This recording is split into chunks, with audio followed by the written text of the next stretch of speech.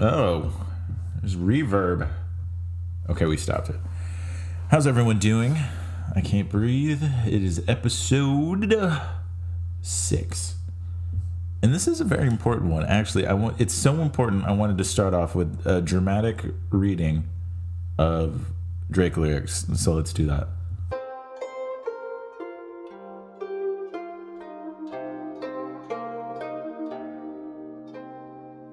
Grips on your waist, front way, back way.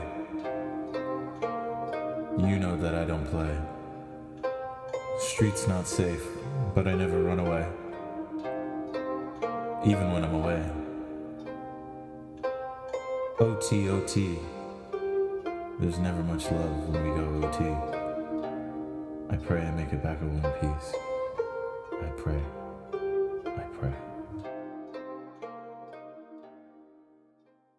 Now that piece of poetry was from Drake's album Views, and that was One Dance.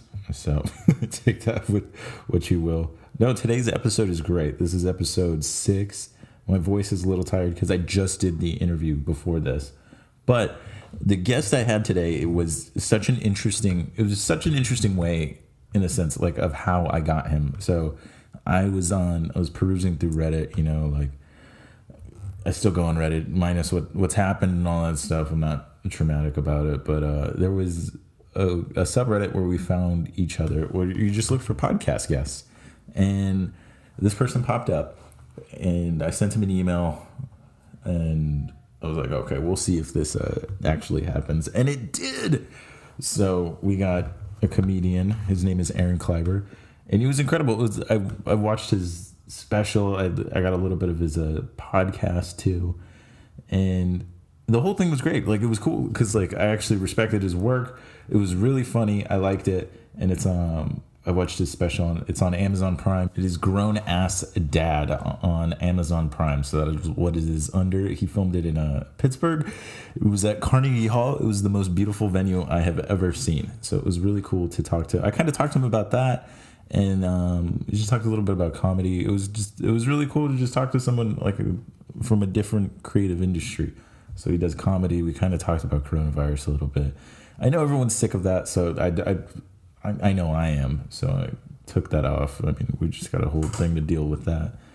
But it was a good interview. I was very proud of what I got to do, and I honestly thank Aaron, because I never would have thought I would have got a guest like that so early, which is incredible. And he was very polite, very kind, and we got along. It was really cool. But you'll listen to that today. But before I play that, I do want to say just 2 things. The first, I'm sorry, I snapped my lips. That was gross. The first thing I do want to say is we have not an official media page, but I have officially launched my TerranceGreer.net website. And so that is it's for my illustration, but I also displayed the podcast on there. So if you don't have a streaming service, you can just go to TerranceGreer.net. There is a link for the podcast, and it is right there, and it's ready to go. It has every single episode. I put some time into that. It's a little fucked up, and then you can also see my artwork too. So if you want to see my stuff, you can go to Terrance Greer. That is Terrance, Greer, GREER.net. So that is my website. We also officially, I'll put some music behind this and I'll edit it later, but we have, or I should say I always naturally say we. It's like a business thing. And I have a Gmail. So if you would like to email me about anything, if you maybe want to be a guest, if you want me to talk about a specific thing on the podcast, you can now, I was going to say text. You can now email me at, I'm going to say it, you get ready for this, IWTFB podcast at gmail.com. So it just stands for I want to feel better podcast at gmail.com. So if you want to send me a crazy story, send me a crazy video. If you want to be on the podcast, if you want to talk about something, feel free to email me. I check it daily, and is my primary way of contact with this podcast. So 2 things, just TerranceGreer.net, and then I want to feel better podcast at gmail.com, just so you know.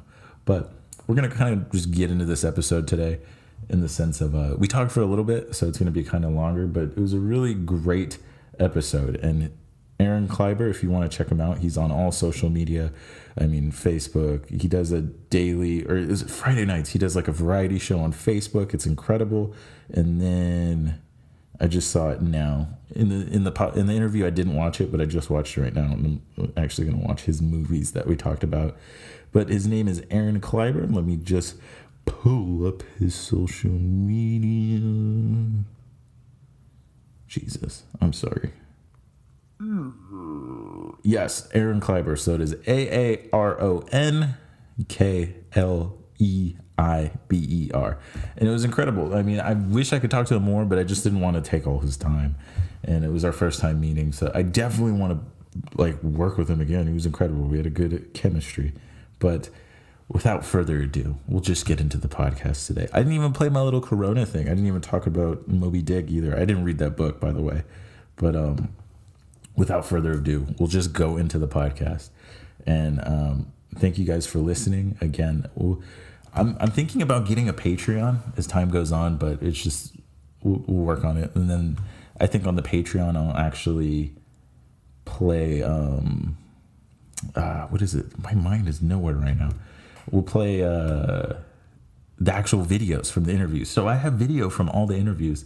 So I was just thinking, okay, we'll put these all together and then we could put it on a Patreon or something if you want to support me or support other artists. But feel free to check out Aaron's social media. He's incredible. And let me just get into the podcast. I'll play some music. All right. Thank you guys. Episode 6. That was stupid. Episode 6. Aaron Kleiber. Thank you.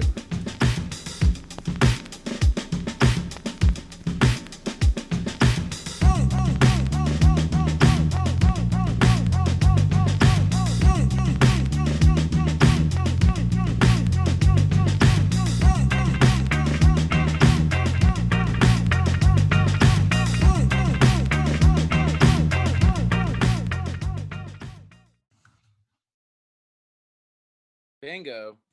Oh, hey, how are we doing today? What's up, man? Nothing much. I'm Terrance, by the way. Nice to formally meet you, I should say. Terrance. I love the name Terrance, by the way. Oh, thank you. It's very dignified. I don't know if you watch my comedy special, but I think names are such a fun thing to play with because you can say it any way. And just make a character, you know what I mean? Oh, 100%. Yeah, I understand that. Like if you're like, oh, Terrance. Oh. See, look, you're just saying it that way. You're like, oh, who's that? Like you think this character. I love it. Thank you. No, I think the intention for my parents was like lawyer or who knows. Or Lord of a Manor. Oh, I'd take that. Oh, so thank you for doing am I too loud? No, you're perfect. You're perfect. Okay, cool. Yeah, but I wanted to thank you. My whole setup. Oh, me too. Are you kidding me? This is a perfect time for podcasting, I might add. Oh, dude, I was happy I had it. Yeah. I'm going on 200 episodes of my podcast. I'm thankful I had this. Yeah, no, I saw it 100%. Last night, I spent some time watching your special, which I really enjoyed, by the way. And then I got a couple of episodes of your podcast too.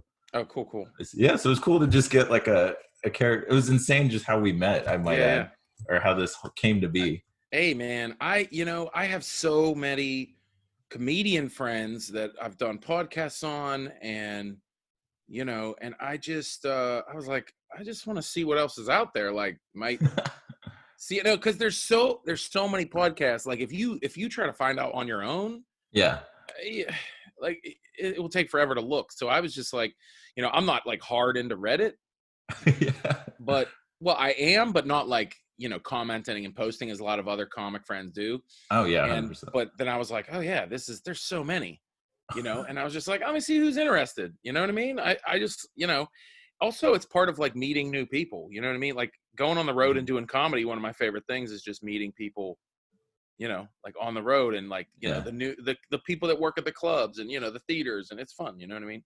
Yeah, 100%. No, I think I kind of did it for the same exact reason. Just because I started this whole podcast thing, I thought quarantine was a perfect time to start a podcast, Absolutely. And then I just wanted to learn how to talk to people too, I guess, in a sense. So it's perfect. Like I got an excellent guest, I might add, because I do want to, do want to give you a compliment on your special. I will say, like, the intro of your special was by far like my favorite of any comedy special ever.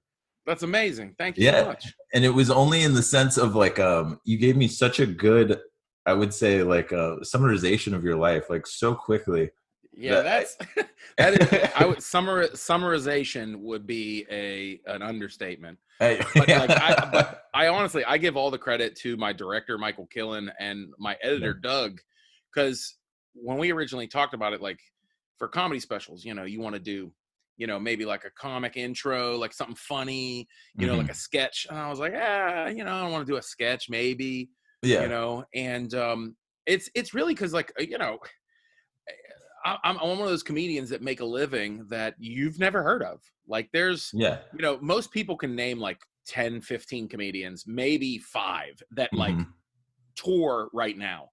There's Yeah. like 200 of us. You know what I mean? So like, and people hear about like the 10 on Netflix. You know what I mean? Yeah, 100%. And Yeah. and that's rightfully so. That's like, I would say the majority, 95% of comedians you would see getting comedy specials on Netflix and stuff, they're the best. They really Yeah. are. They're Yeah. really some of the best. So, um, being kind of unknown, I'm a national comic. I've played Canada, Mexico. Oh, okay. I've played all of North America, and um, nobody knows me. So one of the ideas was is to introduce me a little bit to people. And Hmm. so we originally talked about just like, hey, you know how like America's Got Talent, or The Voice, or what, all those reality shows, or even like the Yes. Olympics, Yeah, they yeah. have these little bios, they these little things. So that's kind of where that conversation came from. And I was like, okay, yeah. And they did. It went from like a 12-minute to like a 4-minute doc. it was So it was terrific. It was honestly, it kept me captivated in the sense of like you said, you compared it to like The Voice and like American yeah, Idol. It kind of had like a reality show feel, but it was serious yeah. enough where I didn't like roll my eyes to the whole scenario. Right. Yeah. Yeah. Trust me. Everybody wants it to be like sappy, and I don't like, I don't like speak about like my childhood like it's like some, like, sit down, let me tell you about what struggle is, and Oh yeah, no, 100%. You this, embrace it. Yeah. yeah, I've never been like that. But I think there is a little bit of important story there, but just having people know where I'm coming from is good. You know what I mean? Okay. I did want to talk to you about your journey. Like, what got you into comedy? Like, what was the initial? Because I kind of saw it in your Oh, intro, but I kind of wanted to like it's dive into that a little it's bit so more. crazy. Like that is such a to unpack that. Like if that was like a big backpack, Yeah. that part of it would be this small pocket on the side. Like it would be. Really. There's just so much. Yeah. No, it's good. Yeah, you talk about many things. Oh, I love, by the way, I love I'm sorry, I talk in post-it notes. Like I think of Oh, no something, worries. I'm the and same exact way. This is then I'll circle back. I was going to tell you that I feel like your podcast is the most dignified one I've ever been on, based on your bio, because remember how I was saying like Terrance, it's like Terrance likes to talk about life and history, and I was like, ooh, yes, that's I want exactly. to, I want to talk about that too. Anyway, but no, I'll give you a little bit of my history first. Yeah, of Uh, course. no, really, it really came from just being, almost the first decade of my life being kind of in an abusive household, Okay. and really it was the product of being funny, was a product of kind of survival and coping, you Okay. know Yeah. because 100%. I went from, when I was in fifth grade, I moved into the projects with Hmm. with people I'd never even seen before. You know what I mean? I went from like Okay. to being this suburb rich white kid to my mom was like, hey, this is where we're moving now. These are people from work that I trust, and this is where we're Yeah. moving. And it was a Okay. totally different environment for me. And so really it was a tough school. And instead, I tried fighting and, being aggressive like everybody else, and talk shit, and ended up being a little bit easier, and then being funnier. Like Yeah. that's really what it came from, is just being like, oh, I can get along with everybody just being funny. Like I'll Yeah. just go in, I'll go in and reenact in Living Color and Saturday Night Live, and people like this. Kids like my friends think I'm Yeah. funny. So that's kind of where it came from. But Hmm. I continually pursued it.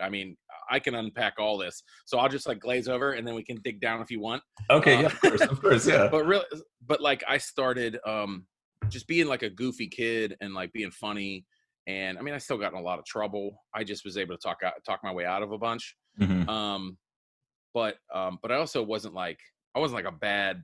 I mean, there's like bad kids who like assault people and really. I mean, yeah, sure, I robbed cars and it was fine. Yeah, But just, like, yeah. I still change in cassette tapes. I wasn't exactly Bugsy Siegel. Yeah, So, okay. yeah. But like, but then I started hanging out with these kids that did like drama, and they were my friends from the band. They were in band, and Okay. like I like my nerdy friends in band are like, hey, you should come do like plays and musicals. Like, Yeah. it's fun. You get to hang out, and also there's 3 dudes and 50 girls in the musical. And I was like, okay, this is great. And so yeah, eighth grade, I just started doing the plays and musicals for attention and for girls, and like I started liking it. And then through that, I met another buddy of mine who still is like one of my closest friends. Okay. We started making videos together and sketch comedy, and in high school, and we won awards in high school. And then we ended up church was involved. Church like kind of gave us an outlet. I started hanging out there, but it kind of gave me an outlet to just be creative. They were like, yeah, make funny videos. We were like, okay. And like here's like someone like the church was like, oh yeah, we have like a camera here, take, you know what I mean? Yeah. And then I ended up going to film school my first year of college. Oh, okay. And then what school was this? Or this Point Park University. Oh, okay. In Pittsburgh. And okay. yeah, but it was I wanted to be I wanted to be a filmmaker. I wanted to be I wanted to make Mel Brooks movies. I wanted to I wanted to be Bill Murray. I wanted to be Eddie Murphy. You know what I mean? Like I wanted to make Coming to America. Like I wanted to make Tommy Boy. You know what I mean? Like this is what I want to do. Yeah. And so we made sketches and videos and all kinds of funny stuff. And that first year of college, it ended up being I was the product of the year. I'm gonna show my age. I don't know how old you are, but it's okay. I graduated in 99. Okay. And in 1999, that's basically, it was the very beginning of the boom of digital entertainment. It was just when 100%. It was like we were literally in high school. We learned how to edit using VHS tapes and like hitting buttons. Okay. It was like not on the computer yet. Yeah. But like we discovered it much earlier. So like by 99, 2000, we started, editing on computers, and we started shooting with, 3-chip cameras and shooting on mini digital video. And so we started doing all that and like winning awards and film festivals and stuff. And, then we went to, our freshman year in college, they're like, here you go. In a couple years, we're going to teach you how to develop 8mm film in a dark room. And we were we want to make movies now. You know what I mean? Like, yeah. And they're like, oh, well, we're going to watch 100 French films to learn about lighting this year. And then next year we'll look at like other things. And we're like, this is it was terrible. It was boring. I understand that. Yeah. And on that part of it too, was like a couple years later, literally like 2005, they became all Mac college. Yes. Like one of the most state-of-the-art digital filmmaking programs in the country. And I'm like, oh, cool. 5 years too late. And then the acting part of it was all just like, it was Shakespeare, and it was like, iambic pentameter or whatever it's called. You know what I mean? Like, and I was like, I want to be on Saturday Night Live. Like, this does not make sense. You know what I mean? Okay.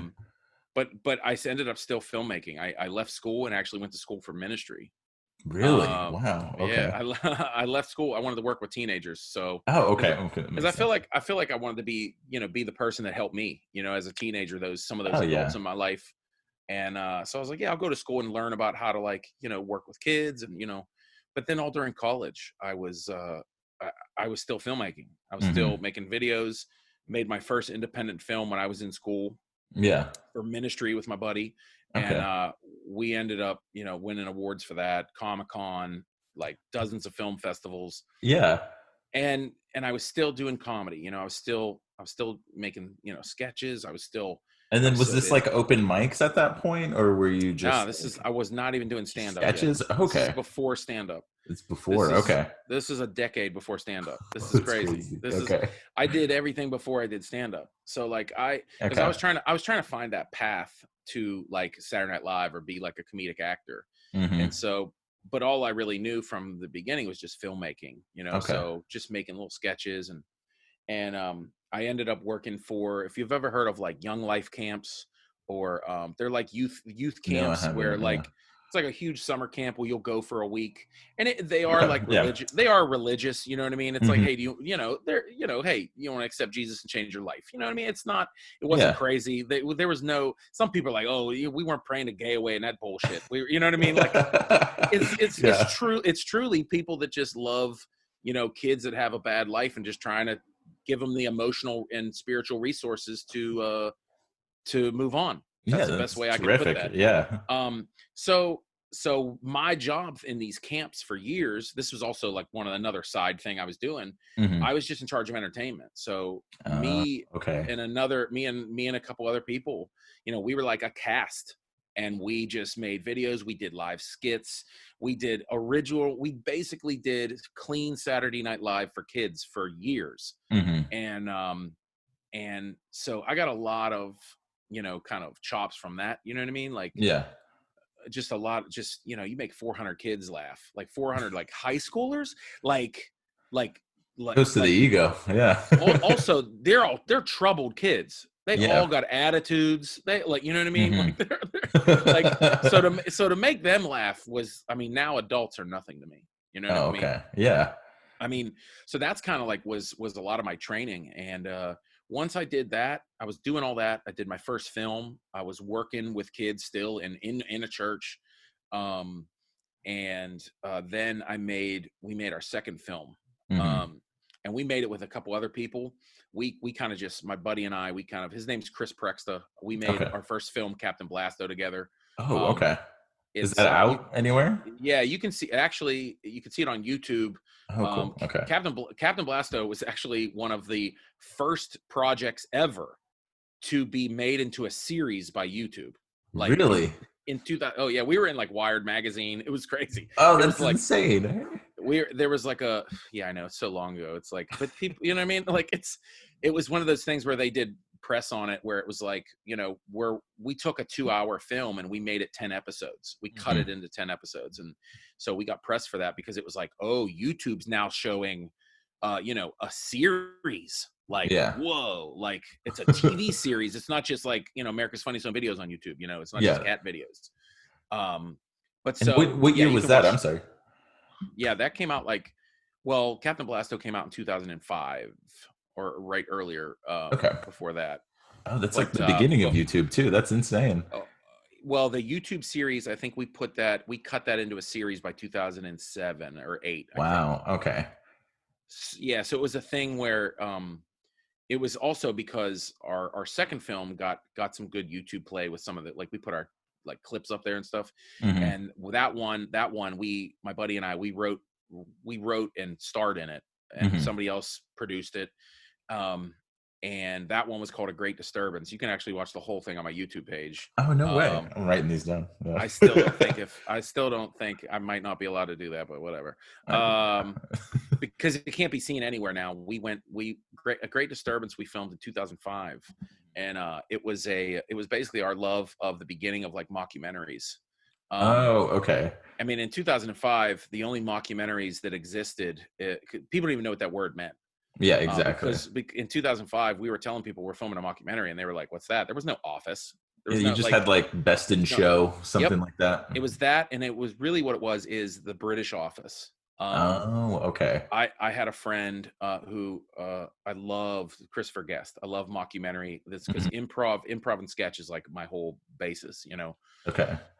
And they're like, you got to watch this Office. It's on BBC. It's amazing. And my buddy's like, you got to watch it.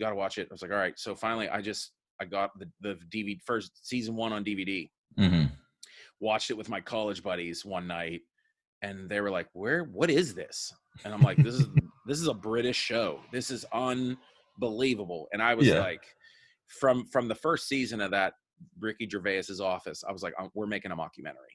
Okay. We're making a mockumentary. All right. And that's the next, because it was we were like, we want to do something where we can improvise, you know what I mean? And Yeah, like, just leave that room for comedy in it. Yeah, right. And so we had these filmmaker friends of ours. They were documentary filmmakers, and they previously made a movie. I'm digging more into this, but I don't talk about this as much as you think. No worries, it's still interesting. So they previously filmed a documentary called 20-Sided, and it was all about like gamers, 20-sided dice. Yeah. Oh, and okay. It was really like watching nerdy gamers in their habitat. Also, you got to remember, 2005, every show wasn't a reality show either. We had Survivor. That was the biggest reality show. And Real World. Like E Network didn't exist. Do you know what I mean? Like, I'm not saying like we're the first, but I'm just saying like this was something that it did well because it was new. You know? Exactly. So our friends were like, hey, we want to make a documentary about Star Wars fans. And we got full access to Celebration in Indianapolis. We can interview the stars of Star Wars, like everything. We got this huge press. Yeah, it was crazy. It was crazy. As a Star Wars fan, it was crazy. It was crazy. That's insane. I ate breakfast with like Chewy like every day. It was crazy. It was crazy. Isn't that guy like 7 feet tall too? I might add. He's huge. He just passed away. Actually. And Darth Maul, I got to hang out with Ray Park like all week. Wow. It was crazy. It was crazy. But anyway, going back to, so they wanted to film a documentary, and my buddy Chris and I were like, why don't we film the documentary, but like also film a mockumentary? Oh, that's terrific. So like they wanted to interview people, and we kind of just came up with the idea like, well, what if like we interview them, but we're fake people? Like, what if? And then we just came up with the idea that A Great Disturbance, which is one of the best double entendre names ever for the movie. I did not come up with it, but it's just A Great Disturbance because it's, you know, it's a Star Wars line, but it's also just like watching like real and fake nerds obsess over Star Wars is a little disturbing, but also amazing. Because I have a whole, like, look, full disclosure. I got a whole wall covered in Star Wars. Look at that. Oh, that's terrific. I do have to ask, at this point, I have to ask, what's your favorite film? What's the one that gets your attention here? Well, my kids are fans now, but like, I mean, I always go back and forth now. Like, I'm like, Empire Strikes Back is the best one. But then you watch the first Star Wars and you're like, this is amazing. I mean, I think I'd have to agree with that too. I think I ironically like the first one. Yeah. I don't know if that's a true intentional a loving of it, but the Phantom Menace, I should say. But yeah, right. Well, yeah. That's no good. But yeah, so that was that. So whenever I say like we're like making fun of Star Wars fans, like no. Like I'm super Star Wars fans. So that's kind of like why we were able to make fun of it. You know what I mean? Like we knew what to hit, and basically, we served as the documentary subjects. So like we basically created 5 fake characters that a documentary film crew was following around for a week. Yeah. In the convention with real people. And then which convention was this? This was Star Wars Celebration 3.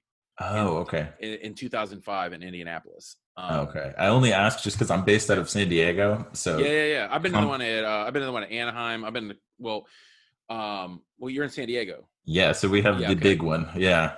Oh, that's dope. Yeah. I've been there. We showed there in 2006 and 7. Okay.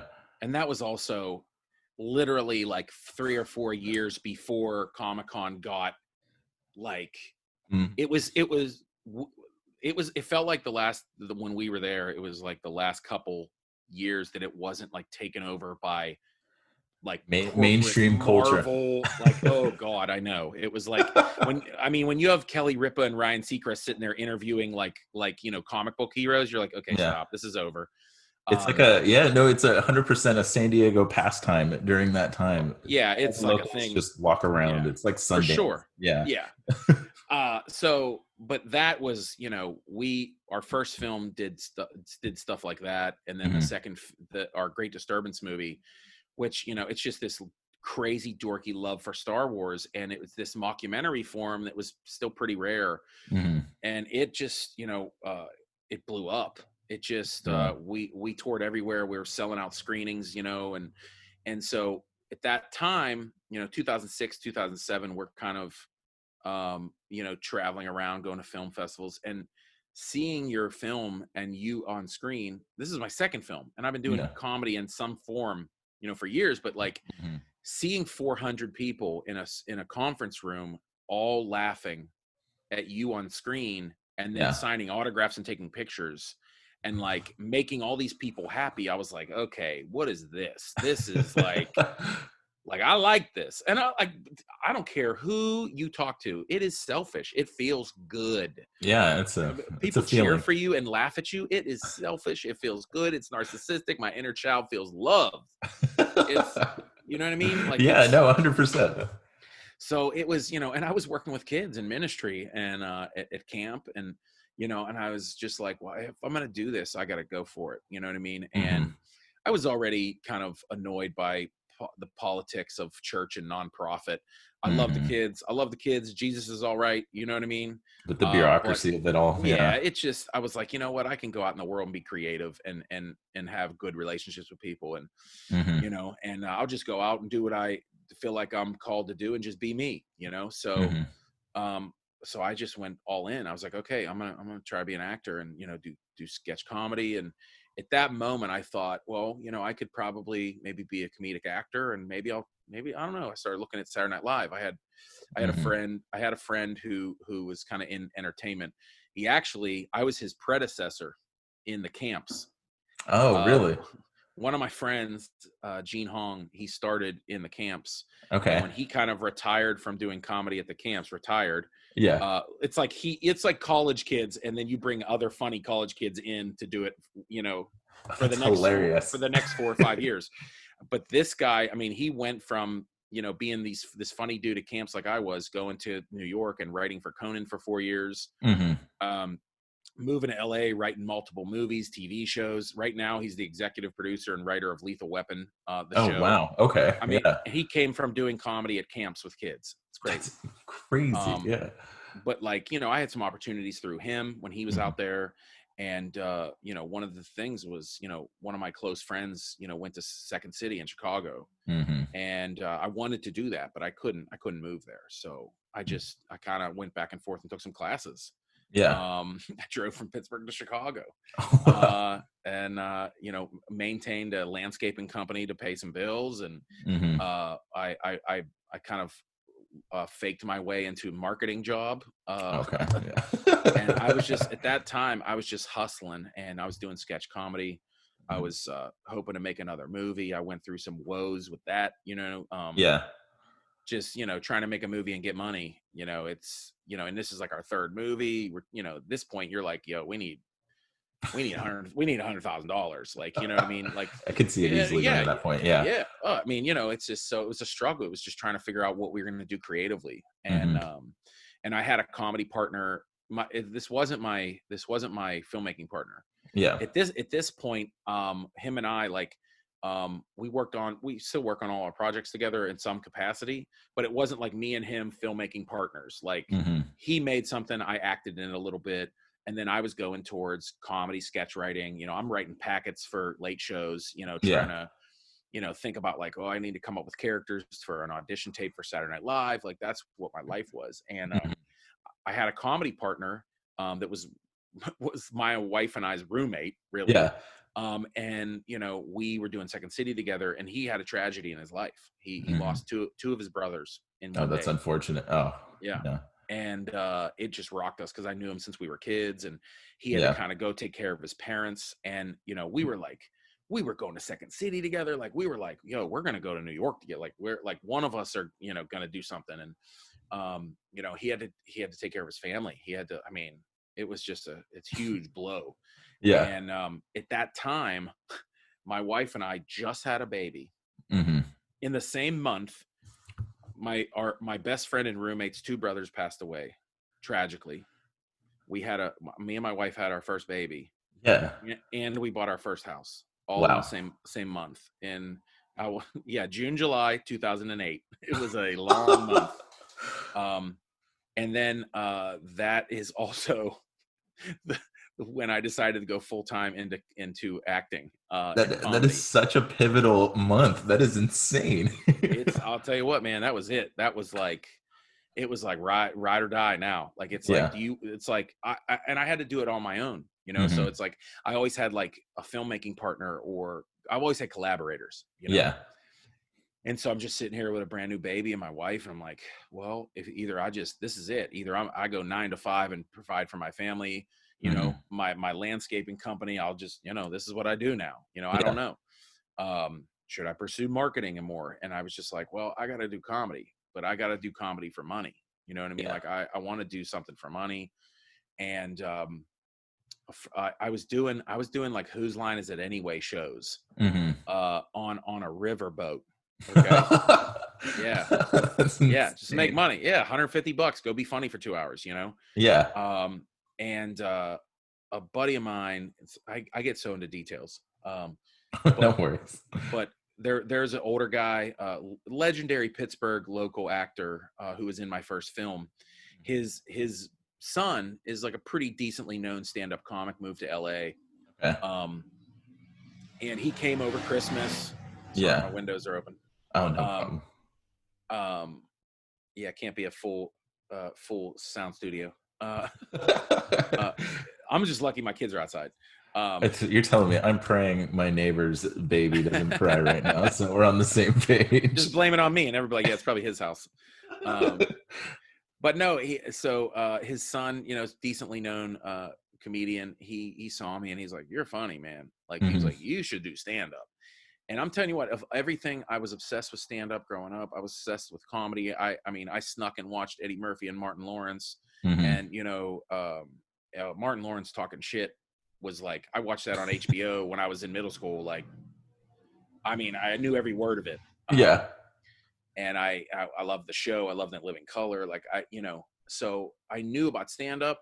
I love Bill Cosby. I watched, that and listened to his albums, God rest his soul. But yeah, because he's dead. Yeah, that's Bill Cosby's safe to dead. assume, right? Guys, God bless. He's gone. Unfortunately, he didn't get the coronavirus freedom. Yeah, I know. But I thought about it, and I thought, I write jokes by myself. You know what I mean? And like, tell them by myself on stage. It was crazy to me. Like, that's. But I was like, all right, I'll try it. What the hell? Like, I haven't done anything else, and I did it, and it, I did it a couple times, and over Christmas. Well, this comedian buddy, Frank Nicotero, he was like, hey, I'm coming home over Christmas, because I was emailing him like, hey, is this a joke? Like, I wrote something. Is this a stand-up joke? And he's like, you're fine. You'll be all right. Because like, I could get in. I hosted things. Never did stand up, but like, all from sketch and improv and just improvising, I would host reward ceremonies and just cut up, and like, I could just do that. Yeah. I never thought that what I was doing was basically roving stand up. Like, it's, just riffing. Yeah. Yeah.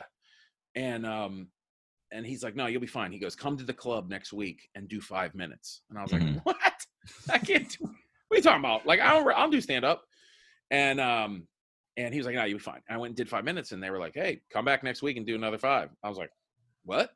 Okay. And it was, so, but then I only did it a couple times. I got a little taste for it, but then I got my first like real movie role. I got my first 2 real movie roles in the same like month. It was okay. So that was like, so summer of 2008 was crazy. And then I'm trying to figure out what I'm doing. I was working at this, I was doing marketing at a water park. That's incredible. Yeah. And I was doing sketch. I was doing like all the student films, just trying to beef up my reel and my resume, just get experience. And because apparently when you're an actor, people don't care that you filmed and acted and starred and wrote 2 of your own movies and they won awards. Oh yeah, I learned that pretty quickly. I don't care.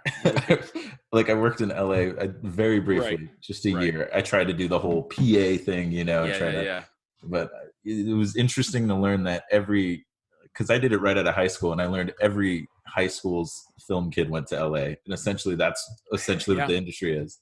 Yeah, I mean, that's kind of go back, like, we didn't want to do that because like we thought we've always had when I say we, me and my filmmaking partner Chris, Mm-hmm. we always had that kind of view that was like, if you can't make it here, then why would you try to go make it in a bigger pond? Like big fish, small pond kind of thing. 100%. And Yeah. so we were just like, look, like we know so many people here, like we just tapped so many people for resources to make our film. Mm-hmm. You know what I mean? Like we were able to raise $7,000 for our first film, all because It's insane. Yeah. yeah, I mean, yeah, in 2003, yeah, it was crazy. I can only assume how much hustling had to be done to get that to work. That's my middle name. But yeah, I mean, we really had to, we what we did actually, we put all of our short films together and did like an hour showing of all of our short films. Yeah. Not all, but like a handful of short films, and we charged like $10 a person and sold out a 500-person theater. Oh, that's genius. Yeah. So it was like everybody we knew, you know what I mean? Yeah. And it was like we begged everybody we knew, and but yeah, fast forward back to stand up I got this movie that was originally for ABC Family. Okay. And then I did that, and it was crazy. It was crazy. I don't know. I don't want to. These people might not be famous anymore, but like I was in a movie with Steve Guttenberg. He was in like Police Academy. Okay. Yeah. Richard Kind, if you look up him, you see him in everything. He's just still in everything. And then which movie was this, if you don't mind me asking? This was called If It Ain't Broke, Break It. Oh, but wow. they changed the name. ABC Family dropped it. Yeah, it was not good, I guess. They didn't like it. But they did all the casting. So that's how they got Rondell Sheridan. Okay. He was Raven's dad, and That's So Raven. Mm-hmm. And then I played the young, chubby, goofy husband of the Cheetah Girl, Sabrina Bryan. Really? If you remember the Cheetah Girls, yeah. Yeah, she was on like Dancing with the Stars, and yeah. So like I was like the goofy, chubby husband. You know what I mean? Oh, that's incredible. Yeah, it was crazy, and that was my first thing, and I was like, "This is crazy. This is like, it was wild, right? I was like, catering. What is that? It was, it was like one of those things. Like, you're gonna pay me what? It was crazy. And then literally, I auditioned I'm pretty sure during filming that.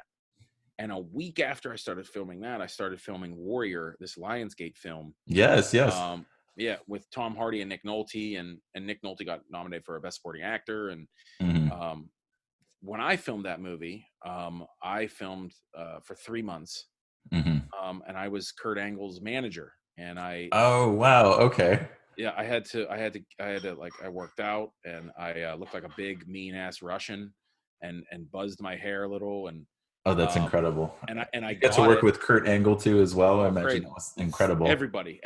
It was crazy. Yeah. Like nightly with like Tom Hardy and Joel Edgerton, and wow. It was crazy. But like it all got cut. They all like, and the reason why I got it was because I could do a Russian accent. They like, oh wow, okay. I mean, they were looking for big guys who looked Russian, who could do a Russian accent, and I was like, and they're perfect. like, yeah, sure. And it was so funny because like I did it, and they're like, this one lady, she goes, oh, do you know Russian? I was like, no.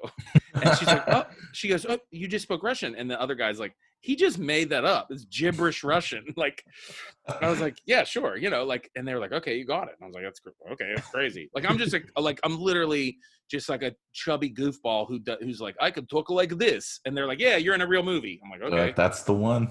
But yeah, so, they cut everything. The movie was kind of in the editing room for a lot longer. It kind of sat around for a couple years. Yeah. Because we filmed that in 2009. That didn't come out until like 2012. That's crazy. I didn't even know that. Great. Like I was like, by the time that movie came out, I was already 3 years into stand-up. It was crazy. Wow.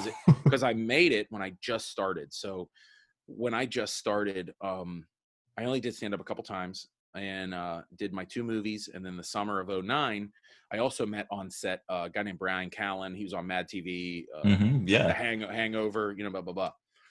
And, I just started rapping with him and talking about comedy. And I was like, yeah, I did stand up a couple times. I can't figure it out. You know what I mean? And he's like, well, you're an improviser. You're like, you're kind of a snap dude. Like you're quick, and like, he's like, you just need to do that on stage. You just need to go up and talk. Like, you're funny. Just talk and trust that you're funny. Yeah. Talk about whatever you want. And I was like, oh, okay. And I'm not kidding. Like I remember it was like a week later, I took my first show because I met an extra uh, who was like, "Oh yeah, I'm from Pittsburgh. I run a comedy show." And he was like, "Do you want to do a show?" And I was Oh like, wow, that's "Sure." incredible. Crazy. So he was like, "Yeah, you'll do 15 minutes on my show." I was like, "What?" I've done 4 open mics at this point with the 5 minutes. I was like, "Oh, okay." But then I kind of took that advice and I riffed and it was good. Yeah. I guess you're not supposed to say that, but it ended up Say being it. I okay. mean, that's how it works, you know. And then like within about 4 months, I was working at my improv comedy club, Wow. which you know, it was just crazy. I was, Hmm. my first weekend, I featured for Sebastian Maniscalco. Oh wow. Okay. Well, I say Maniscalco because that's when he used his last name. It's just Sebastian now. Now he's just Sebastian. It's Yeah, arenas, man. That's yeah, it's insane. crazy. Yeah. But yeah, and I remember doing that and doing some stand-up shows right in the beginning, and especially doing my first gigs at clubs, and they were like, "Oh yeah, you did 20 minutes. Here's $100." I was like, I will do this shit forever. That's incredible. I'm like, because here's the thing, it's important. Like everything I was saying before, it was like, I was with a sketch team. I was with filmmaking partners. I was casting movies. I'm producing this stuff. Hmm. You know, I lost my partner, and then it's like, wait, I found something that I can do myself, that Yeah. I can control. Hmm. And if I want to get money, then I got to be good at this. Yeah. And I had a baby at home and a wife, and I'm like, I'll do more comedy for $100. Like, let's do it. And it just kind of snowballed from there and just was like, yep, this is what I'm doing. And it was like, well, let me do this as much as I can to pay my bills. And within about a year and a half, I went on the road for the first time. And the first person I went on the road with was Steve-O. Wow. Okay. Yeah, Steve-O from Jackass, he started doing stand-up, and I Yeah. was one of his first road openers. Oh, that's insane. How many times did he smash a can on his head? I can only imagine. That guy baffles me with his Yeah. Early on, he closed the show with a lot of stunts, right? And Yeah. the stunt that we closed for like all summer was I blew fire off his head. Oh my God. Yeah. Steve-O taught me how to spit fire. Yeah. So that was cool. Hmm. So at the end of every show, he would bring me back up, and I would put a mouthful of either. Well, first we used lamp lighter fluid. Yeah, that's Yeah. not recommended. And then I was using 151 alcohol after that. Okay. And basically, You have the whole process down. Yeah. No, I'm telling you, yeah. He would basically spray his head with hairspray and light it with, and I would blow a fire, turn all the lights off, and I blow a big fireball over the audience. It's crazy. It's crazy. It's crazy. And it's and like as a casual fan of like comedy, I wouldn't say I'm like super, intertwined with the comedy world, but I casually watch from time to time. Sure. It is interesting to see Steve-O's transition from more stunts to now. I'm telling you, man. And comic, now, I mean, you're talking, that was, he's almost been doing stand up 10 years, and that's insane. Yeah. and he's good. He's funny. I mean, he's an entertaining guy, and his funny stories do not end. I mean, his stories, dude, like I have his book sitting right there. Like he tells his story in his book about stealing a drug dealer's boa constrictor because they shorted him on coke. Like, I mean, I'm like, you can't make this stuff up. That's just it's a his scary stories side are of life. unbelievable. Yeah. Yeah. It's unbelievable. That's insane. So you got to tour with Steve-O. You got to go on the road with Steve-O, I should say. Yeah. And crazy. then after that, were you just constantly working gig to gig? Yeah, it was just, that's what it was. I got really just blessed and lucky with my home club. Number one, that Pittsburgh has an improv comedy club. It's like one of the biggest chains in the country. Yeah. But San Diego, you guys have cool hip clubs. You don't have a chain. Yeah, really. and that came recently too. I would say like 2013-ish. Yeah. I kind of saw the boom of it, but yeah. Yeah. But what was I gonna say? I don't remember. Oh yeah, but to have a club was a huge advantage because over the years I now realize that like I know comedians, they'll drive an hour to go do an open mic. That's insane. Yeah. My club was 10 minutes down the road and still is. And it gives you a training ground, right? Like just foreground to just build. I mean, the fact that I couldn't even to make a list of who I opened for in my first 2 years. Mm-hmm. I mean, it established my first couple years opening at my home club, just really established a lot of really big friendships to this Mm-hmm. day. People that I toured with, I'm still like I toured, with Jim Brewer and Bob Saget, and Mm-hmm. all those guys are still friends and still, look out for me, and they're still kind of like my mentors, and Yeah. all the people I've ever toured with, I met opening for them at that comedy club, and I was just like, hey, you need to open her on the road, and they're like, yeah, cool, you're cool. I'm Yeah. like, all right. I'm like, cool, like that. Because a lot of times, like people in comedy, they think like, oh, if you're opening all these people, oh yeah, what are you doing? How you Mm-hmm. getting? I'm like, I'm just a cool dude and I'm funny. I don't know what to tell you. Like, it's Yeah. just, I just asked. I just, I feel like I have to say that a billion times for everybody that thinks that, like, I had sex with Bob Saget, but like, hate to break it to you, it's just be funny and be a nice person, Yeah. and you'll go on the road. It's almost as if they wanted that to happen, right? Yeah, but yeah, man, every time I say it too, it's just like, I can't believe that's how it happened. It's just, and that's insane. you just keep seeing opportunities, you keep grabbing them. Yeah, and it's cool to hear your story as well, because I kind of started this in a sense of like I love hearing creative people. Well, it started as like a creative. I kind of wanted to just ask creative people, Right. like, what's your story? Because I feel like the biggest thing is doubting yourself, and I like to see comparisons of people's lives. Like I feel like I relate to you completely in the sense of like I think I started with film too. I felt like it was like an attention thing just based on past childhood, trauma. I think that's just where everybody kind of comes from in this industry. And filmmaking, I realize filmmaking is a lot to do with control. Yeah, 100%. I think that's what I learned. And now I moved into like more fine art. That's what I'm moving into. Right. And I'm still kind of in the transitional phase of everything, but it's interesting to still see everyone else's paths. I love to see the challenges people face, and like, I agree. I want to hear you. Like, what are you doing with fine art? Tell me. Yeah, 100%. What are you doing? So the podcast, I started like, I wouldn't say it was just a local podcast in like 2016, but then I gave up, my computer crashed. And then I did some film industry stuff. I had a band, and then it was to the point where we kind of had like a studio. And of course you did. We all had a band. Yeah, of course. Right. Anybody creative. I say this, anybody creative has always dabbled. If they're not into music, you've dabbled into music. There was definitely a music scene. Yeah. For me, my small sliver of music was that I was a DJ for years for extra money. Oh yeah, that's incredible. Yes, I did everything. At one point, I had 6 different business cards. Just lay that out there for you. But like I DJ'd, but then I beatboxed for a while, like for like. Oh, did competitions? Yeah, for fun. Like, wow. It's crazy. I didn't even know there was like I know. So now like I'm still in love with that. Like I'm still in love with like turntables and beatboxing, but it's not like a thing because I don't have room for any more hobbies. Yeah. But like now my music dude, my friend and music guy on my podcast now, all he does is, I don't know if you heard it, all he does is beatbox. Yeah. Like, all his beats are beatboxing. Okay. I met him through beatboxing. I was like, hey, that's insane. I was like, will you come and beatbox, come DJ beatbox on my podcast? And he's like, why don't you do it? I'm like, no, you're better. And I don't want to, like, it's still like a huge love of mine. Like, it's insane.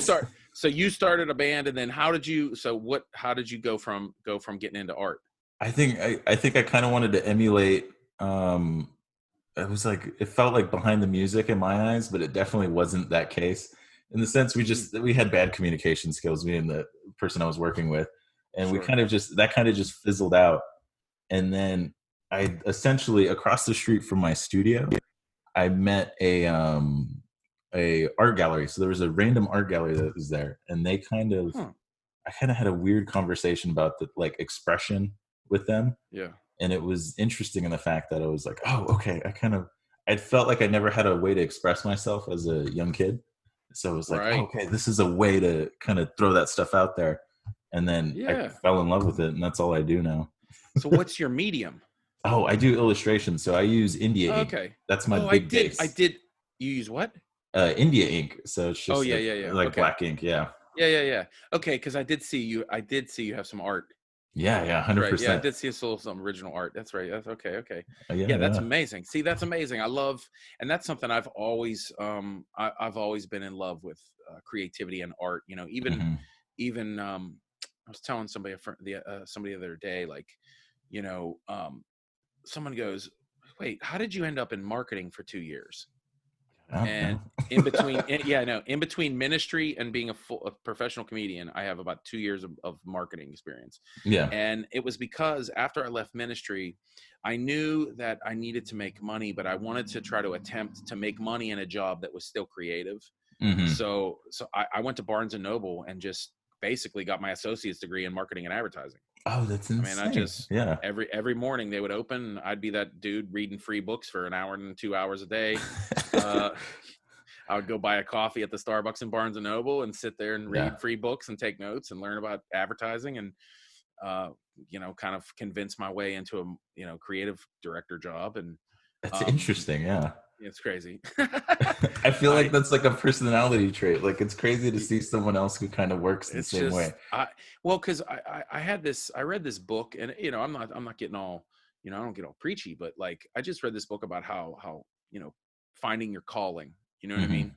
Yeah. And I can't remember the book. I got to go find it because I keep telling people this, and now I feel like I'm doing so many more interviews. I'm like, I should probably know this book. What's the book that changed your life? I don't know. What It's if I was really like, good though. but what if I was like, I don't know. What if this was all ploy? And I was like, yeah, I don't know what. It's the Bible. Oh, I love it. No, I'd end it right no, there. but no. But it was talking about like a calling, and then how like there's a theology that there's a theology that we're created in an image of God, and that there's Hmm. all these different there's all these just different intrinsic qualities and traits that people inherit from their creator. That's basically Yeah, the that just. gist of it. Yeah. And so I was stuck on this image of a creator, Hmm. and that I've always felt like I've been called to be a creator. I've always drawn things. I feel like every single year of my life I was dabbling in more than three different types of creativity. I Hmm. whether um it's like if I was doing something with a pen or a marker or a pencil, it was always some sort of something different. This this Are this you like a big idea person too as well? Do you like to Yeah. Oh yeah. describe yourself as that? Okay. Yeah, I mean, if you want to come up with a creative solution or idea, just sit me in a room and give me a Diet Coke and some sandwiches. There we go. We'll figure it uh, out. yeah, and maybe something else. I don't know. Maybe something else to make me feel good. I don't know. I'll come up with all sort of creative things. Um, but yeah, it's so I've always been like right now, like now we're doing coloring books. Like the last year, I just been coloring books, just Oh, that's like insane. Okay, yeah. I'm trying to, like, me and my daughter, my kids, we sit there, and I got all these I really love the art of, we could talk about art on a whole nother podcast if you want. I would um love to. Are you kidding me? Yeah, yeah, that'd be incredible.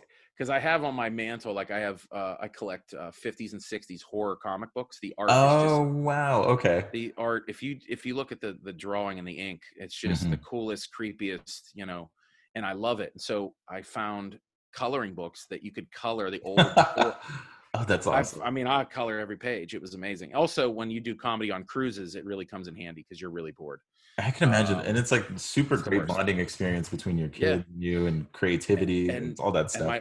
my oldest daughter is 11, and I mean, all of my kids are super artistic, color, draw, everything. It's just, I love it. And that's the thing. Like, you don't have kids, Yeah, I do you not. don't Yeah, have kids, right? I can tell you don't have kids. Look, I look at your room. Look at this. I know there's no kids in this house. exactly. You're living the dream. Look, you can buy nice glasses still. See, I know, uh, clear glasses. um, but like, yeah, it's amazing to see that creativity grow throughout your life, and especially like permeate your children. Like when Yeah, all of your kids, like right now, my kids are running around my house with hats and blasters and costumes on, and all they're doing is playing. They're that's just making beautiful. up stories. They're making Yeah. up stories and fake names, and my tiny one, she's just turned 5. She's tiny. Mhm. She's running around. She's like, I'm a train robber. I'm like, what? Like, what? Like they're nuts. But that creativity is just, my wife and I always sit back and just like, it's amazing how creative they are, and it feels good. It feels Yeah. good that like, oh yeah, that they got that gene. You know what I Hmm. mean? Yeah, no, it's not, I would call it a gene. That's the proper way to put it. I mean, I feel like you Yeah, either have it or you don't. It kind yeah, of right. It's notice. pretty Yeah. rad. Yeah, Hmm. yeah. And it's like, it's interesting in like my perspective too. Like my father was like a salesman, and then my mother dabbled in like video editing at a very Oh, young age. okay, So I feel like I kind of got like a business prospect as well as right, like a little bit of creativity. right. Yeah, so it's like a hectic mess. Yeah, that's interesting. I kind of got that influence from my surroundings. You know what I Hmm. mean? Like Yeah, everybody I knew, everybody I grew up with, they hustle for what they had. You know, yeah. my mom worked 2 jobs. She worked at a hospital during the day, would come home for 90 minutes and go work at a bar till 1 in the morning. Oh, okay. Almost my entire life So you through got high that work school. ethic quickly, I'd imagine. Yeah. Well, I remember, when I was in middle school, I was like, "Mom, I want this. Mom, I want this." She was like, "Well, go get it." Hmm. Like, she was like, "Go make money." I mean, I was shoveling snow and cutting grass at 11 years old. I mean, like, Yeah. well, because I also I lived in the projects where like a building has like 8 like apartments. Hmm. So I would just go like door to door and like I'll shovel your front and back walk for $5. Yeah. You hit one building, you made $45. This is great. I mean, It's it insane. was good money. It's like really good money for Actually, I'm like I could make a living just shoveling snow and cutting grass in the projects. That's it. um, Like kids already do that. There's a 12-year-old hustling harder than me. Oh, 100%. Um, Yeah, there's already a yeah, kid with that's the, yeah. he's got the But business like, card too. it was that kind of thing, and it was just everybody that was around me too. Like all of my friends were, a lot worse, with a single parent, Mm, or were struggling somehow. So, you just kind of learn from your environment. You're like, how do you get what you want? How do you live a good life? exactly. How do you, and it was part of that. And just being like stubborn, I guess, just wanting what I wanted, and just trying Yeah. to figure out how to make it happen. But I will say from my mom, like that work ethic of taking care of her kids. Also, my mom, kind of made me the person I am in a way where she was always just kind of a free spirit, always, Hmm.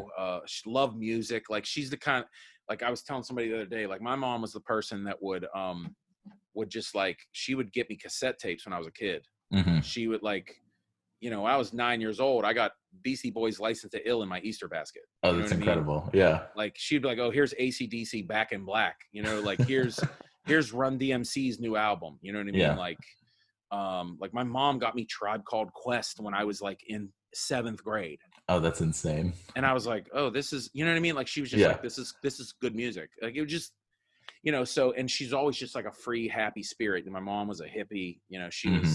She was that blonde flower child girl. Just running around smoking a joint in her bare feet. You know what I mean? Oh, that's incredible. Yeah. And so she kind of was the person that kind of made me, have that personality of, especially coming out of abuse. She showed me this is who we really are. Like, you wear your heart on your sleeve, you be good to people, and just, Hmm. work hard and be kind to people, and just, make people smile. That was my mom, just be, you know, uh, just have that personality. And So it's insane how you literally, quite literally, took that mantra, I mean, as a career, I which can is, I can verbalize it now. You know what I yeah. mean? Oh, it takes But time. That's what I'm yeah, learning now. yeah. I mean, you like, can I ask how old are you? Yeah, I'm 24. So I'm 20. Yeah, bro. Yeah. I was actually gonna say like 24, 25. I mean, yeah, man. It's you're probably at a stage right now where you're like, yeah, my mom is the shit. Like, like I don't Yeah. like yeah. It took me a while because I was nasty to my mom. Just being Yeah. a teenager and wanting to get what I want, and Oh, and then 100%. Yeah. Like oh, same thing. I you mean, I you used hit to do like, 1920 and you're like, man, my mom is the fucking man. Like she like yeah, once you she get a is grasp, you're like, oh, okay, yeah. that's what was going on. Yeah. Yeah, right, exactly. Yeah. Cause I used to be like a little punk too. Like I used to do like graffiti, all that, which is crazy to see now. Like as I'm moving into art, like how it kind of started. Right. Absolutely. Yeah.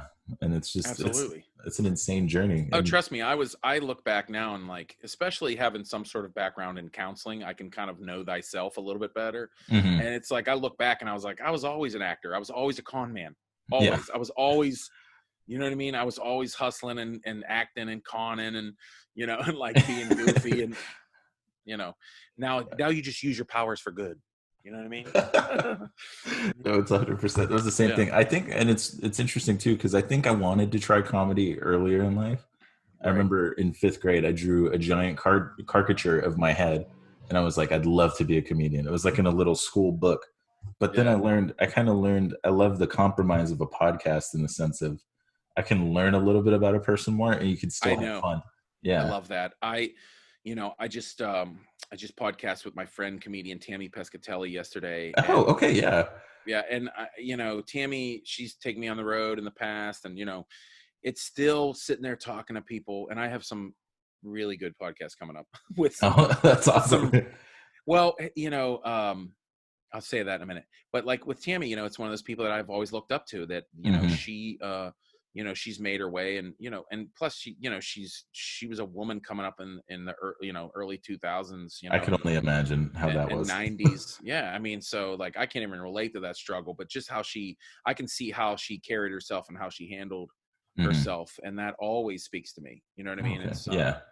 so that just talking to her the other day, I'm like, yep, yep, yep, like things she's saying, you're always, you know um but yeah, I look forward to now my podcast, by the way, Grown Dad Business, if anybody's interested. Oh, yes, uh please plug. yeah, it's not all parenting too. People get afraid, but it is in the lens of, like, I mostly talk to people who have kids, and Yeah. it's just like, how goofy comedian, human beings, deal with things with the lens of kids too. No, I I don't listened know. to it, and I Yeah. will say I genuinely love your comfort. You have such a comforting voice, and I think it's just like it's almost like a dad figure as you're Yeah, listening to man. it. I want it to be just a chill session, and Yeah. just and so, like, that's why my podcast has always been live. It's always been with Hmm. people in the room. Yeah. And I don't know, I just listen to podcasts, and that experience of listening to podcasts that I do like, Hmm. and the ones with, like Rogan, who has people in the room, and like, Exactly. I've always thought people in the room always made a difference. And for me, um I've always hated, like, text messaging and emailing. Like, if I really want to talk and connect, I got to call you on the phone, like, Okay. Yeah. um so when podcast, I was like, I need to sit with somebody, because as you do stand up too, and if you've done any kind of, I don't know, there's all kinds of different creative jobs where you just kind of get to sit with people, Hmm. and sitting in the room with people, that's such more connection.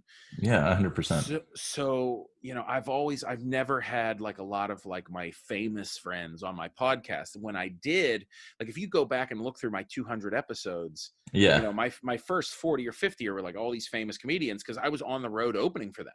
Yeah. Like, every single one of those comics, I was most likely opening for them. Just like an Um, opportunistic. Yeah. well, yeah, it was the thing. It was like, hey, you want to podcast this week? I got my thing in my microphone, like, whatever. Yeah. Um, Perfect. and then I started headlining. So then it was just like, I wasn't opening for anybody. Yeah. So, like, I got creative, and I got another comedy partner, and did my podcast for 50 plus episodes with my buddy Jason, and, Hmm. another funny dad. And this COVID, quarantine has, I couldn't even have my beatboxer buddy, over. Kid Mental, by the way, if you're interested in beatboxing, I'm definitely kid gonna check that out. kidmental.com. Also, at Kid Mental Music on Instagram. Hmm. That's where it's literally where I found him, and I was like, yo, you're beatboxing this? DM me. I slide into DMs for beatboxers and DJs. That's who That's I am. incredible. I'm like, what up, though? You up? It's how everyone in San Diego communicates, so Yeah, you're right. fine. Um, so um, so like, he can't even come over. So now he's doing all his music post production, and like, because he used to sit in my living room and, like, he would record it. Like, it was crazy. Yeah. And it was so much fun. And so, now I think, well, he's still doing his music on the show, but now I'm like, well, now I can call Bob Saget. I can call Tammy Pescatelli. Like, because now with this, it's like, well, as long as we do video, we're talking. I learned the And so, convenience of this. Yeah, yeah, man. quickly. Yeah. And that's the one thing throughout this whole thing. I'm like, oh, I'm just gonna podcast like this forever, because this podcasting like this, it's just a phone call with my friend, Yeah, that's exactly the best way to put it. I mean, just with maybe a couple notes. That's it. You know what I mean? Yeah, no, 100%. I learned immediately. I was like, okay, this is the chance to start getting guests. Yeah. I mean, unfortunately, as we call it, I mean, COVID is just a horrible thing that's occurring, but I Yeah. saw an opportunity in the fact that I was like, this is really a good chance to, I mean, Right. nobody's doing anything. Right. Yeah, and like Good. it's incredible I just to get people. and I like I said, I was like I was so surprised at the not to make you feel, like less, but like No, no, no, of course. from literally asking for creative podcasts on Reddit, Hmm. I'm booked for like 3 weeks. That's It's insane.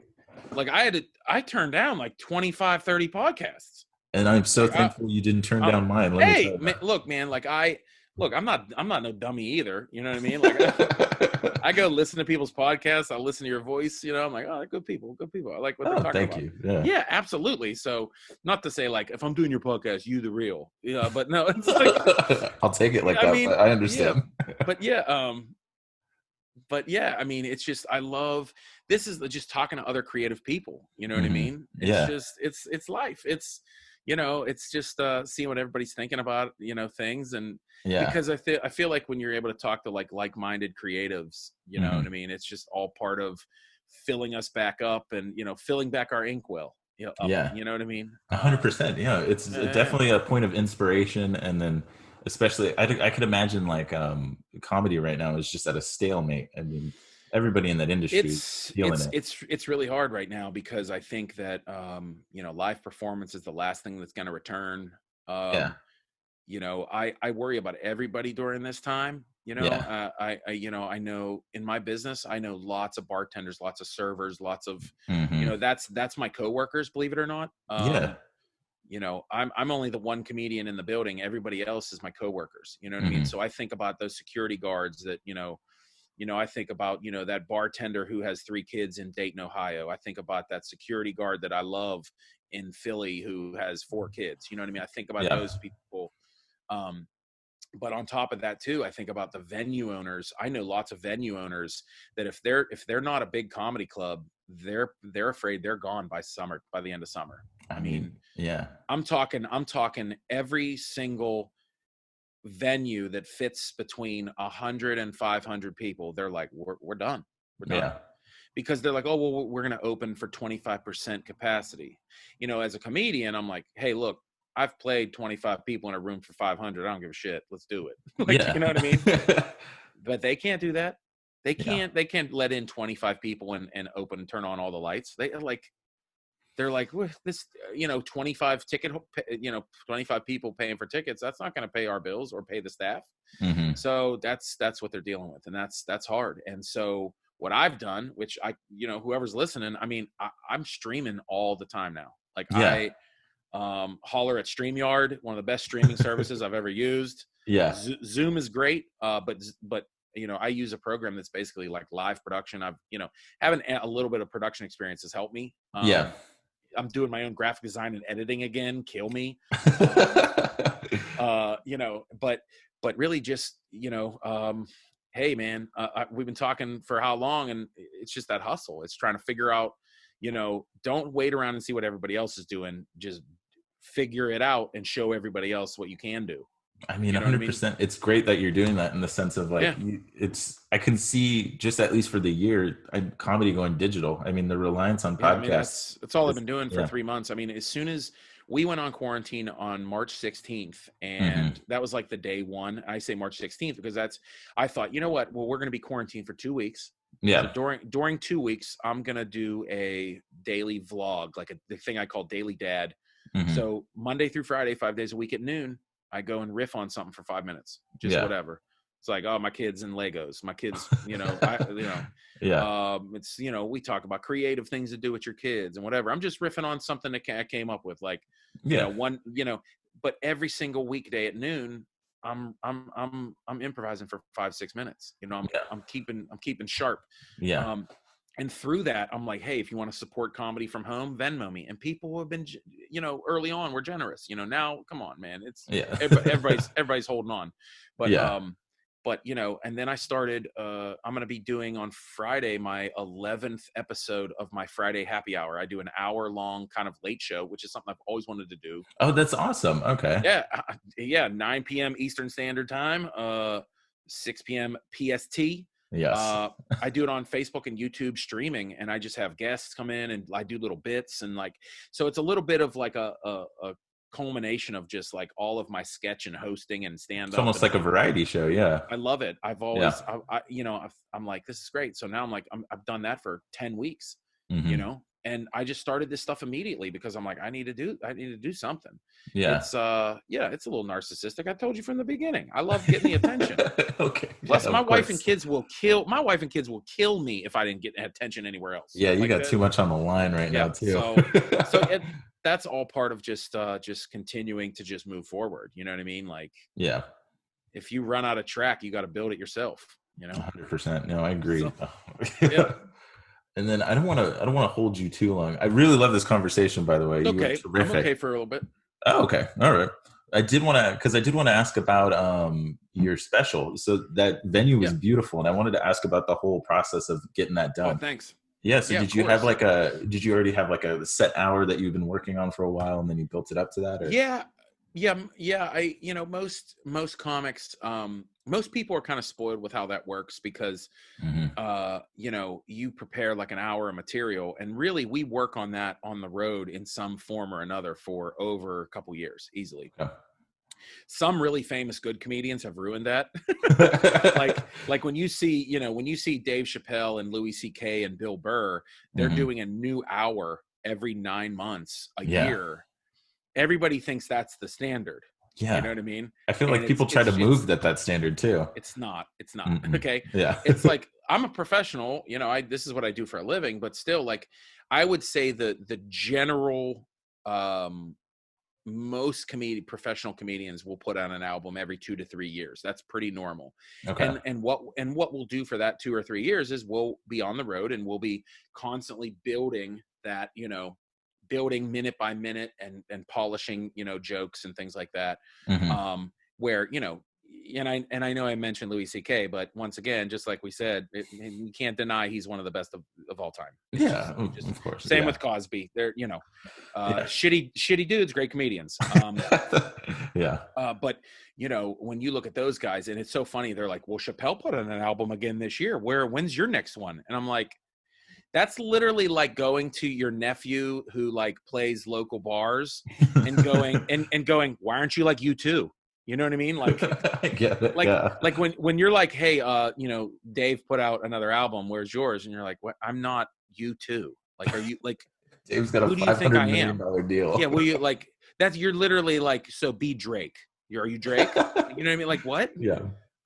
So it's, yeah, but so that's why I always like, I'm trying to speak that truth. Like, hey, Yeah. look, don't pressure your favorite comedians to put out an album every year. You don't want it because it'll be shit. Mhm. But yeah, it takes time to cook. You know, I did my last album in 2000. My first album was in 2013. Yeah. And I try to get that to you. Oh, okay. That'd be awesome. Yeah, because it's not for sale anymore because I sold like 10,000. Wow. Okay. Well, on the road since 2013, I've sold, oh my God, a lot.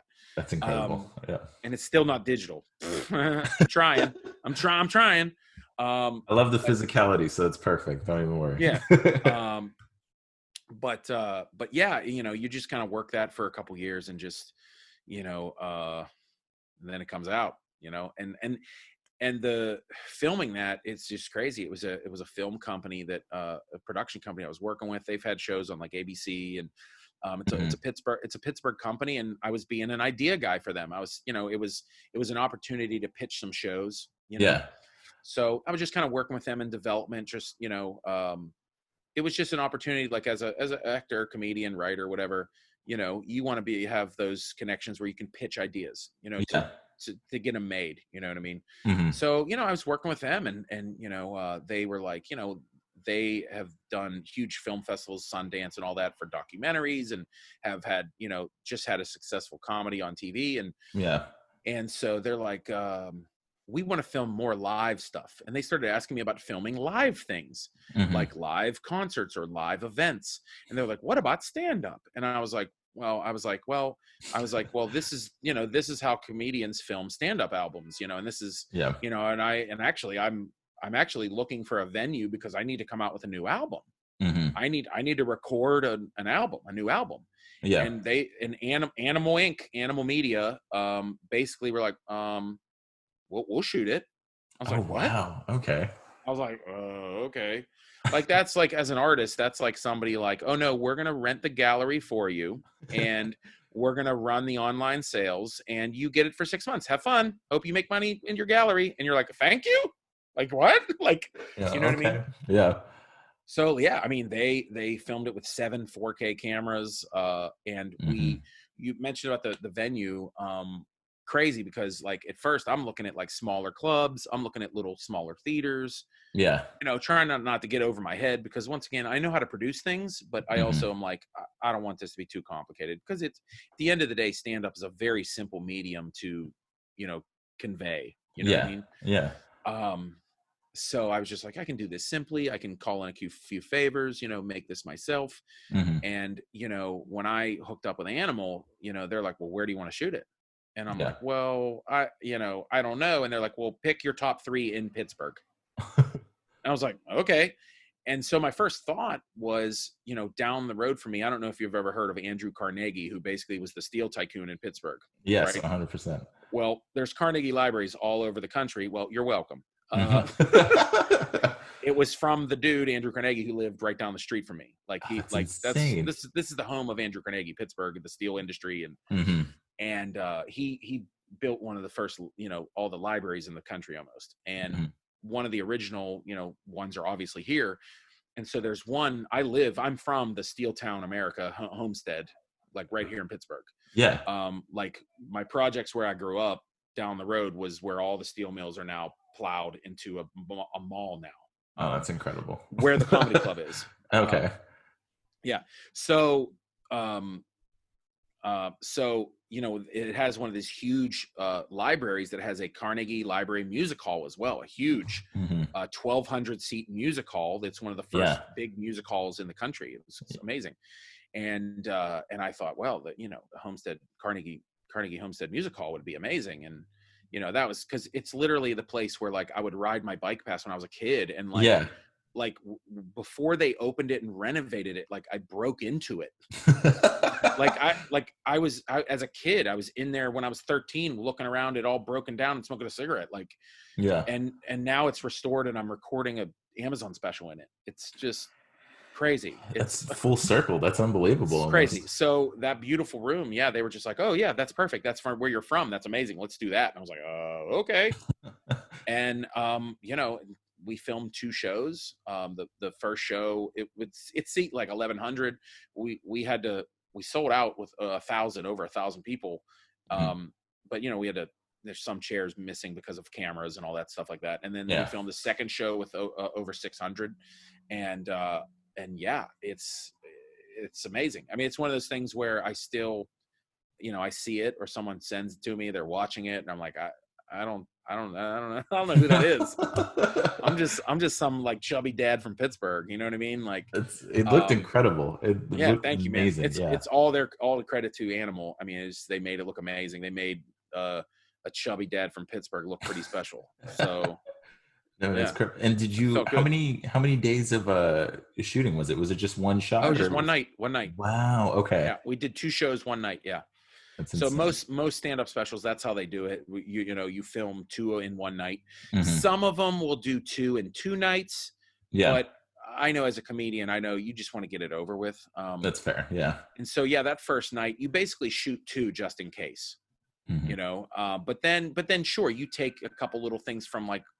You basically pick one main show, and if you need to take something from the other show and kind of like maybe this joke went a little bit better, there is some cheating to it. Yeah. Or like you said this differently. But like the second show, I did 7 p.m. and 10 p.m. and the 10 p.m. show, I was much looser and I improvise a lot. So there was stuff that in the second show, they're like, well, we can't use that. Like you talked about kids, but you talk about kids' buttholes for 2 minutes. Like, what are you talking about? Like, I don't know. You know what I mean? Like something stupid. Like it was in the moment. I was talking about like, why are my kids' buttholes never clean? Or something like, like. Like, it was something crazy. And they're like, you want Yeah. that in there? I was like, no, I don't know what I was talking about. That's terrific. But yeah, but that's normally how that works. And it's, I can tell because I'm like, look how sweaty I am right there. That's the second show. Just those little quirks. Because I think I've only been to one comedy show ever, and it wasn't even a comedy show. It was Wow. a filming of I was just like one of the extras, and This Is Not Happening. So Oh yeah. yeah, so I just went to Cheetah Strip Club, and then it was like I forgot who I saw. So Brendan Shaw, Brad Williams, and then I forgot who else. Yeah. I just had Brad Williams on my podcast. I saw that. That was interesting. Yeah. Brad's my dude, man. Oh, that guy's incredible. I got some fun stories with Brad. Yeah, Brandon Schaub. I know Brandon. Yeah. Oh, that's great. But it's crazy to just see the back view of like how a comedy specials. I loved it. I thought it was interesting. I did get yelled at by an AD. Yeah, they were filming the what was it, the Degenerates or something? Something like that. Yeah, for Netflix. Yeah, that's right. But it was interesting. But I did want to just wrap it up. Just this first episode. Yeah. I would love to have you on another episode if you are interested. Yeah, of course. This is incredible. In your bio, you said history, and we could talk about other than my history. Like, I could talk about all kinds of stuff. I am so ready for this. Yes. Yeah. Yeah. But did I just become your new podcast partner? I don't have time. I'll book you in. No, I would love to. Like I said, I love talking to creative people. Yeah, no, 100%. I'd love to talk about history. I mean, art. We could go on. I can already tell. Yeah. But the one thing I do like to add at the end of my podcast, I like to ask people what's their kind of advice to give to somebody, just general advice to somebody who's looking to do something. At first, I said it was creative people, but at this point, I'm just opening up to anybody who wants a passion. Yeah, but like, and I know a lot of them. My past guests have said just do it, but I kind of want like a emphasis on that, like emphasize or. Yeah, I would say that, something that I kind of put into my comedy and kind of my I don't want to say brand and make myself puke, but I ended up just I turned comedy advice into kind of like almost like a comedy business mantra. And I had so many comedians over, the last decade. I still hang out. I live in my hometown. I hang out at open mics. I still run shows, locally. And, I still like being involved because it's like, it's like my youth group kids. You know what I mean? It's like, but people are always like, oh, Aaron, how do I, And I really just broke it down. I was like, look, being a stand-up comic, it's just be kind and be funny. That's it. That's it. Like I made a shirt, that's like used for like fundraising, and but really, like, if I could break it down, it's like be kind and be funny. Like if you do your work on stage, if you're funny, and you're a cool person backstage, then you'll be fine. Like that's, and I think a lot of people don't realize that kindness is a really, really good business investment. That's the best advice I could give. That's kindness. Great advice. You never want to look at kindness as a currency, but it is, and it's a really good investment to make.